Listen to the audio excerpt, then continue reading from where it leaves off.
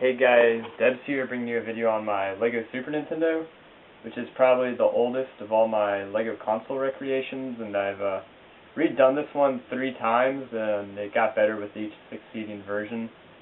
And I have to say I'm really proud of this one. And thanks to my brother for helping me film, considering our tripod is broken. So I guess I'll get started. As you can see, it's roughly the same size as the actual Super Nintendo. It's a little bit smaller in some parts. This part's a little bit taller, but it doesn't amount to much, and it is not something I can really fix. And then the controller ports, I'm really happy I managed to get this little curved area here, but I couldn't actually curve it in this area, which is unfortunate, but what are you going to do?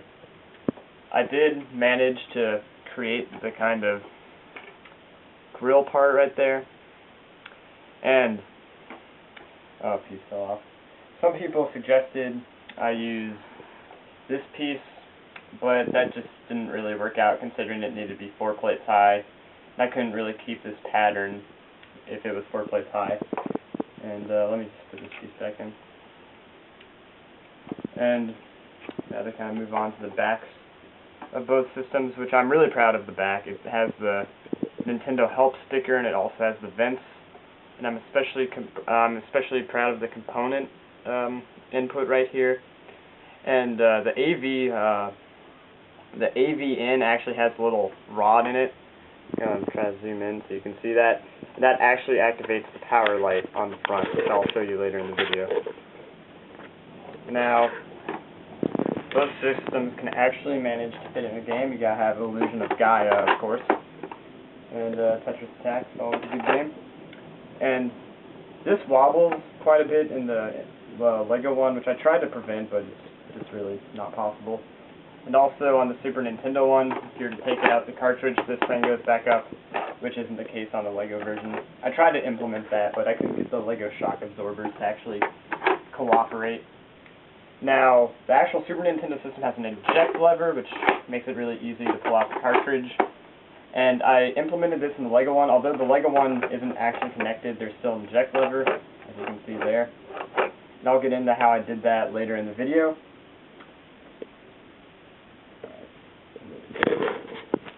I don't know how. And as you can see here, I took off the top, which I'll try to get this in frame. That's the top, and you can, if you just dig your nail under it, you can pull it off, and it's fairly even. And I just kind of wanted to talk about some of the details I have on the inside and how stuff works. So I keep accidentally pulling a piece off the side, but the eject lever is really just a simple Technic beam through an axle that pushes up over here. It's really nothing complex. It's quite simple.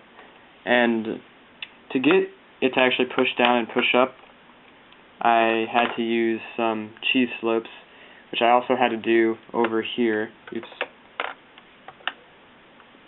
to make this actually be able to go up and down, although you do have to kind of pull at it to get it above. So over here it was done just with a 1x4 brick with studs on the side, which hopefully that's placed correctly. But over here though, if I slightly rotate it, you can see there's a bunch of headlight bricks. And then if you actually look at the cheese slopes, there's a bunch of half plates here because it needed to be exactly 1 stud in width. So I had to add the half plate to the 2 plates to make it equal a stud in width. And if you look in here, you can see it's all, well, you can see the Technic bricks right there, and then connected to them are the brackets, but I have a line of plates over them to make it connect better. So let's just rotate that back. And the way I connected the cheese slopes to the to the bracket, to the Technic bricks, to the headlight bricks is like this. So get some headlight bricks just standing upright, put in a Technic brick, and then in the holes on the Technic brick put a bracket. And the math ends up working out so that I can put these cheese slopes here and that this can raise and lower without scratching against stuff, as you can see there.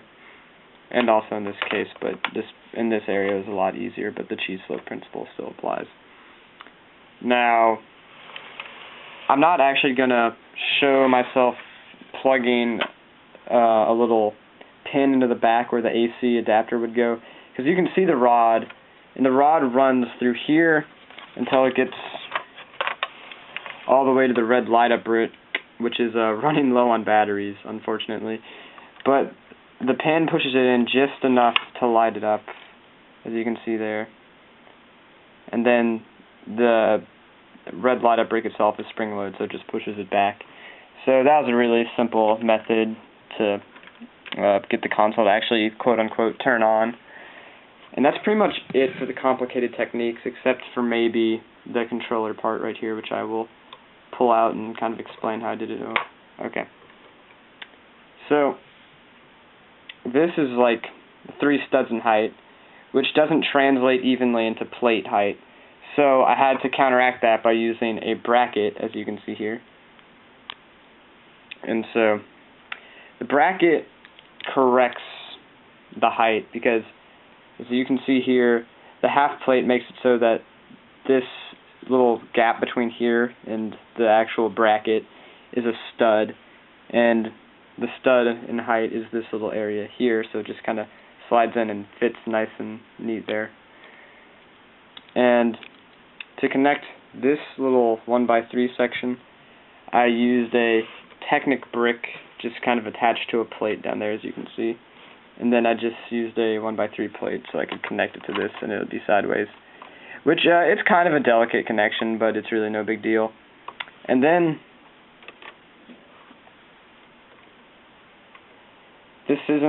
there was another kind of half plate offset here, since if I had this going all the way across, it would be one plate. I mean, it would be 3 plates and then a half plate in height, which kind of messes up the math up here and everything. So I had to use a headlight brick on its side, unfortunately, but that didn't really cause any, that didn't really cause any major issues except these little studs on the side, which I tried fixing that with the minifig neck brackets, which did work, but it was a lot more fragile and a little bit more gappy, so I just decided the studs on the side were worth it. And now I guess I'll just reassemble it and give you a final overview of it. Better idea. No, that wasn't a better idea. Alright. Slide that part in right there. Just get that back a bit. And slide this in. Next on the bracket. Over it.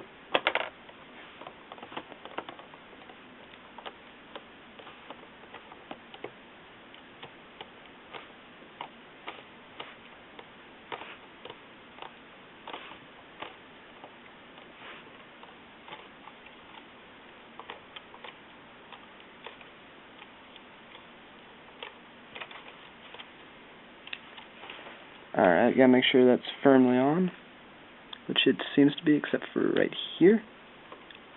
Alright, then raise the eject lever, and there you go. Which actually would probably be better if I did this as the final overview. Which, again, I can't really do much since it's connected to a tripod currently. But that is my LEGO Super Nintendo. I hope you enjoyed this video. Sorry for any terrible camera work. I don't have my normal tripod because it's broken. And see you guys next time.